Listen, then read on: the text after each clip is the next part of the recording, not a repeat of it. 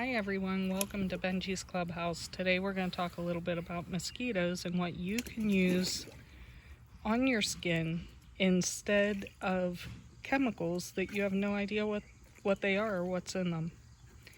This is called Sweet Annie, and you can use this to prevent mosquito bites.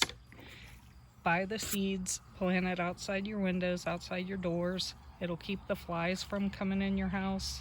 It's really amazing. Rub this on your skin instead. It's a little bit wilted, but rub that on your skin. You won't get as many bites. It's not, bug sprays don't work 100% either. This isn't going to work 100%, but it works pretty well. And it doesn't contain harsh chemicals that get into your bloodstream through your skin. With that said, today we're going to make a paste from these 3 ingredients: 1 part baking soda, 1 part food grade bentonite clay, and some spring water until it forms a paste. If you do get bit, all you have to do, you don't have to put what do they put on bug bites? Calamine lotion, and is that it? And hydrocortisone. You don't need all that. You don't need that. You just need this. And hot water. If you get bit by a mosquito, soak your bite for a couple seconds in hot water, maybe 5-10 seconds, depends on how itchy it is, and that'll actually help remove the itch too. But if you have the stubborn bites where that doesn't work, like maybe getting in the bathtub or whatever and just soaking your body, let's make this clay and baking soda paste. I'm actually going to make 2 jars because I have an Amish friend that's been getting bit up, and I want to make her a jar as well. So let's do this.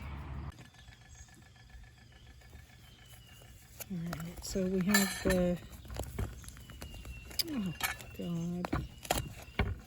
we have the baking soda here.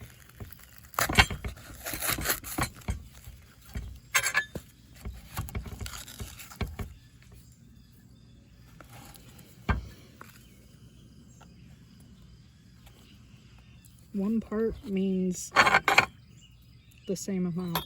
So 1 part baking soda. Of course it won't fit in there. To 1 part clay. And it doesn't have to be exact.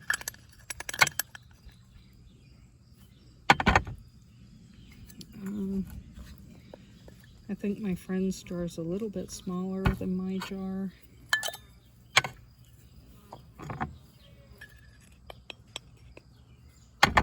So I'll just do it like that.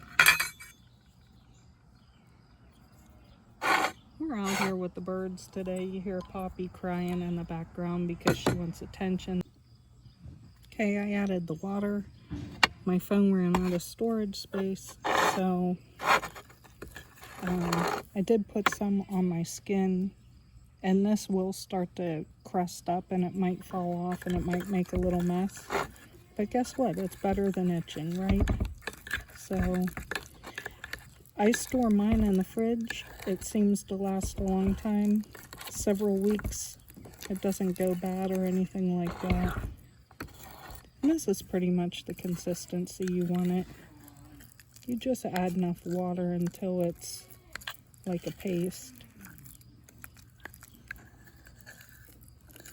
And if you add too much water, that's okay, because you can just add some more baking soda.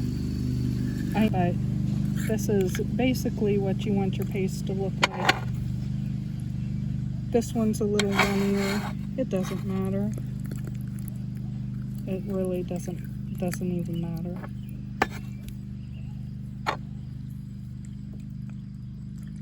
Actually, I'm going to make this one a little runnier too. And it feels really good getting it out of the fridge and putting it on your skin. just feels really good. Well, I hope you enjoyed watching. Let me know what you use, if you use any sort of natural insect repellent or bug bite stuff. Let me know, I'm curious. Well, thanks for watching.